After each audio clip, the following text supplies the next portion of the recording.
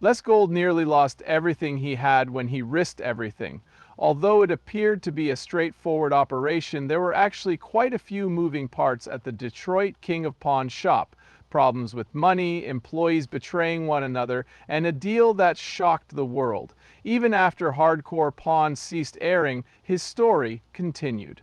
What followed was drastically different from what the audience had anticipated. After all these years, what became of Les Gold? Hardcore Pawn was founded by Les Gold on the foundation of mayhem, wealthy individuals, and even wealthier deals, but nobody anticipated that his own shop would be the site of the first major incident. A television wasn't the only thing American Jewelry and Loans sold. There was money, people, and conflict at stake in this family business. Les, his son Seth, and Ashley, his daughter, ran the company efficiently. From time to time, they had to cope with insane people, insane conversations, and even fights. But the gravest trick?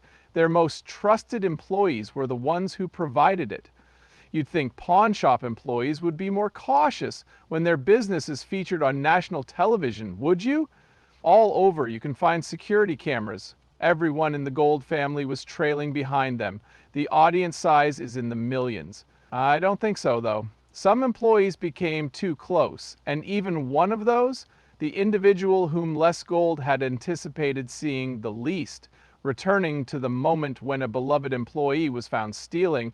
One of the most significant crimes committed by Hardcore Pawn is necessary. Not any employee, but Joe, the man in charge of the store's security. I assure you, you heard correctly. The store's designated security guard was also the one who committed the theft. Taking a few inexpensive items here and there wasn't all he did.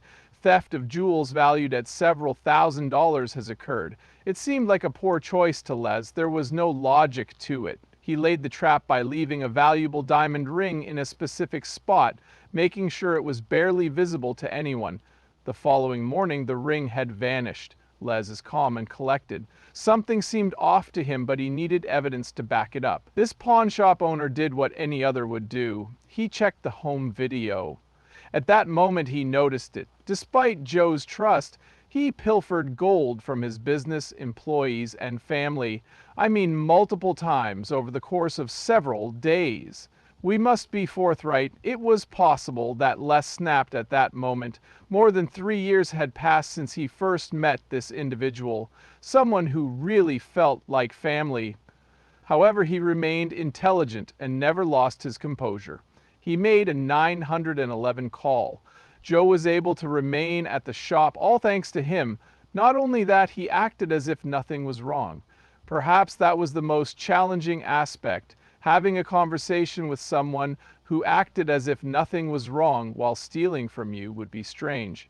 It was necessary for Les to do that. Joe would bolt from danger the moment he felt threatened. That was something that Les would not budge on. Like any other day, Joe walked into the store without a clue as to what he could find. Concurrently, Les was laying the trap. The security footage was already loaded when the police arrived, so Joe knew immediately when he was summoned to the back. That was it.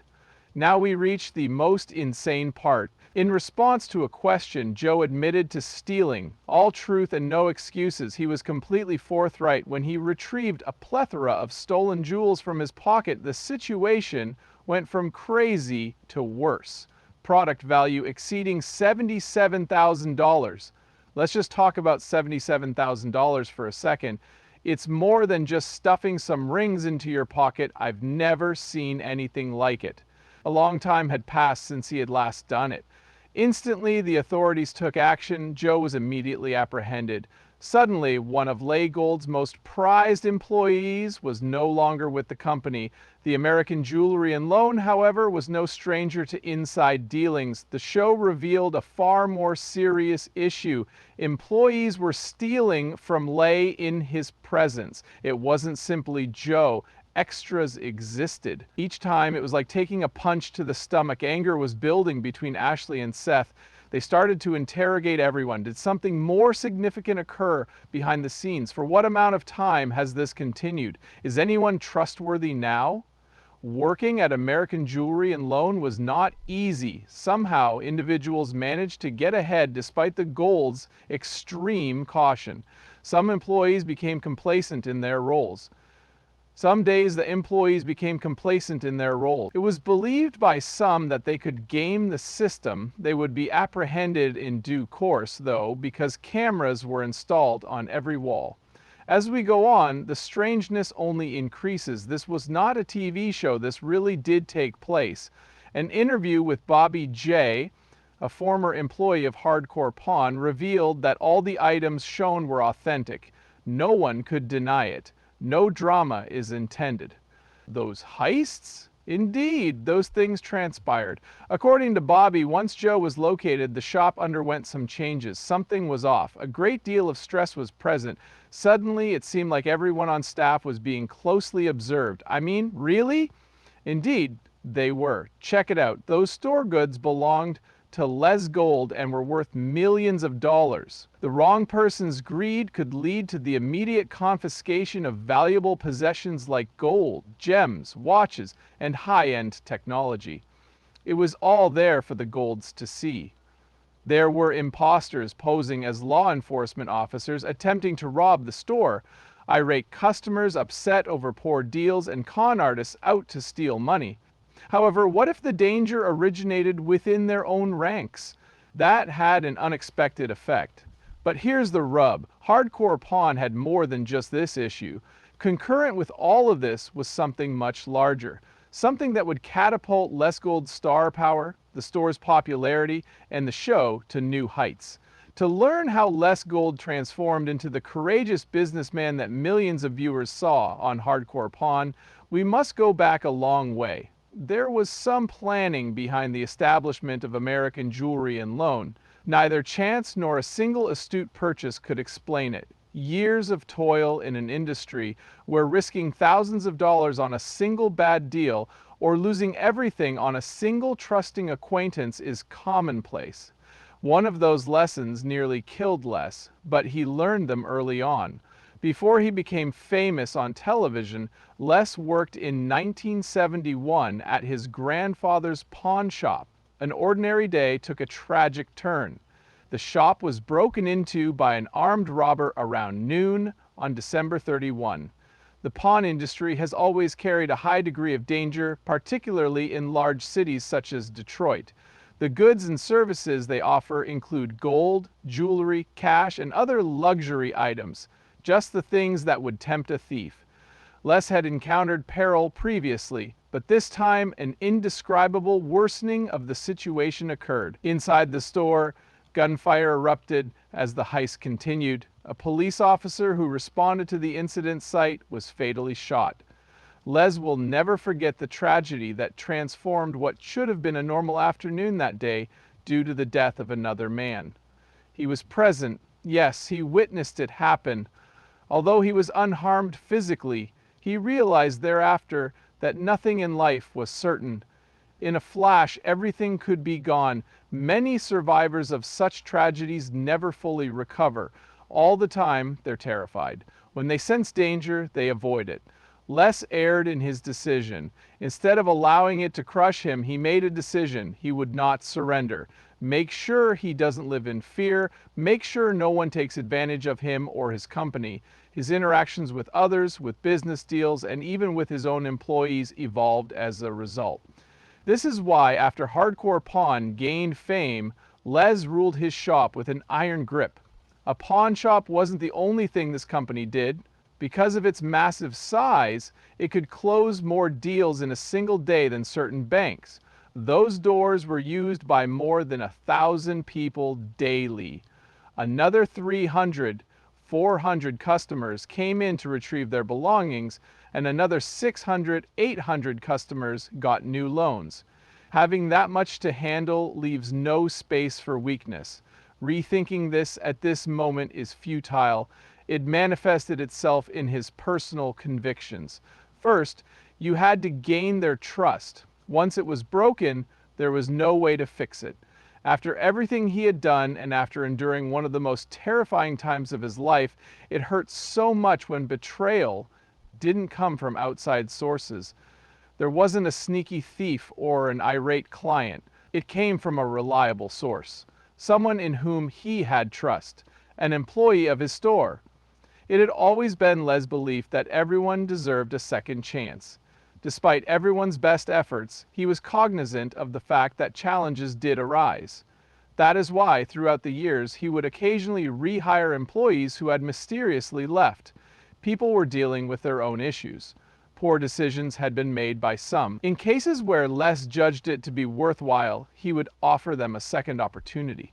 Back at American Jewelry and Loan, Amy and Rich were employees who were already causing trouble behind the scenes.